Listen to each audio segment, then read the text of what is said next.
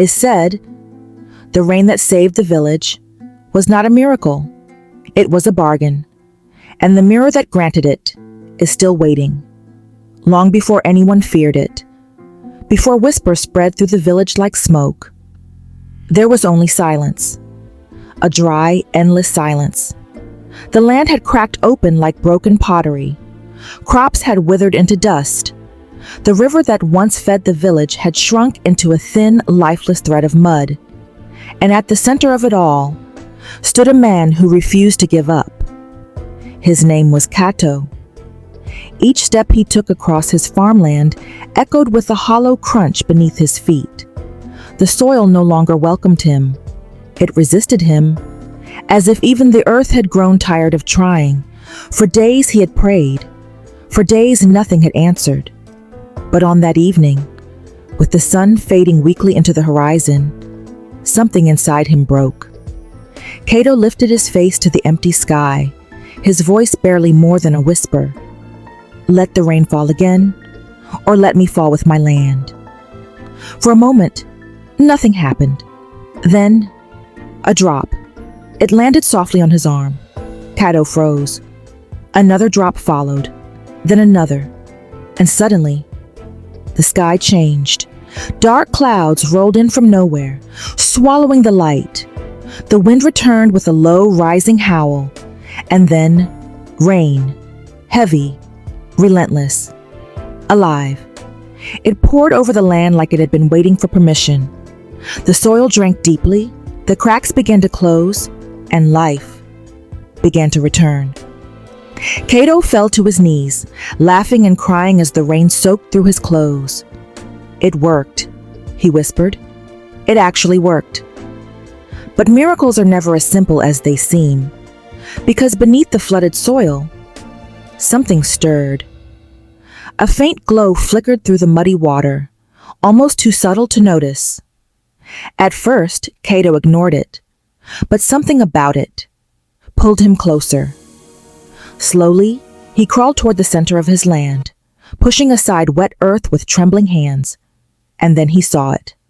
A mirror, old, ancient, and impossibly clean. Not a single drop of rain touched its surface. Cato hesitated. The storm raged around him, yet the mirror remained untouched, as if it existed outside the world itself. He reached out. The moment his fingers brushed its surface, the rain stopped. Instantly, the clouds vanished. The wind died. The sky cleared. Silence returned. Cato's breath caught in his throat. And then, the mirror spoke.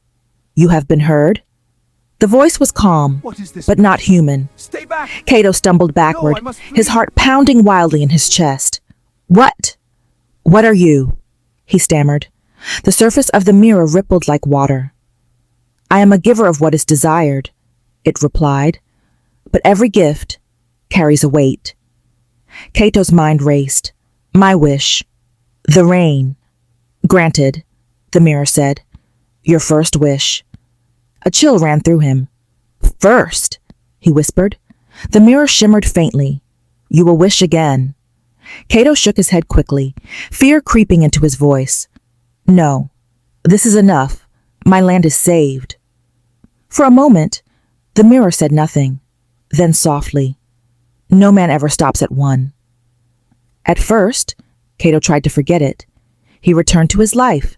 His crops grew again. The village rejoiced. The drought became a memory people spoke of with relief. But something was wrong. It began quietly. Small things. Cato would wake up, unable to remember what he had dreamed. Then he forgot what he had eaten the night before. Then he forgot his neighbor's name. Days passed. The emptiness grew. One evening, his wife laughed at something he said. The sound was warm, familiar, and yet he could not remember ever hearing it before. Cato's smile faded. Why are you looking at me like that? She asked gently. He didn't answer, because in that moment, he realized something terrifying. He could not remember falling in love with her. The mirror had given him rain and taken his past. Weeks later, Another man came. He was not broken like Cato. He was sharp, confident, observant. His name was Tunde, a merchant. Where others saw a recovering village, he saw opportunity. And it wasn't long before he heard the story. The rain. The miracle. The mirror. Cato tried to warn him. It gives you what you want,